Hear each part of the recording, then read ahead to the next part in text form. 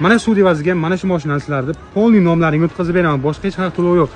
Mashinamiz 2022-yilda ishlab chiqarilgan, o'ta ideal holatda, molosniy rangda, kraskalari 100% toza holatda, faqat ayblari bir ikkita joylarda bunaqa petnolari, qilgan joylari bor.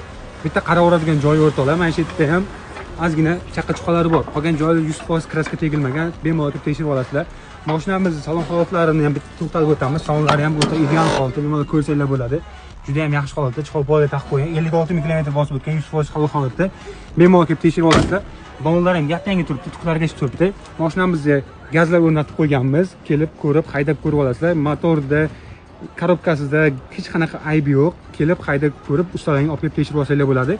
Mana shu sud evaziga bir donagina 0.5 litrdagi suv olib kelasizlar. Mana shu sudni menga berasizlar. Mana sud evaziga mana shu mashinani sizlarni polniy nomlarini o'tkazib beraman. Boshqa hech qanaqa to'lov yo'q. Ba'zilar boshqa ishlovsiz deb mashina qilib berishadi. Nomer notarius gayni o'zlaringa to'latishadi.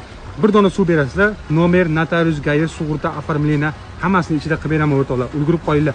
Agarda sizlarga mana shu mashinani oylik to'lov qiziq bo'lsa, menga obuna bo'lib qo'yib kuzatib boringlar. Xudo olsa oylik to'lovlarini Telegram kanalga tashlab qo'yganman. Telegram kanalda bemalol bilib olsanglar bo'ladi. Menga obuna bo'lib qo'ysanglar, bunaqa mashinalardan, juda ham arzon mashinalardan, Colaga ham, Pepsiga ham mashinalar qo'yib boraman. Obuna bo'lib qo'yib kuzatib borishda davom etinglar.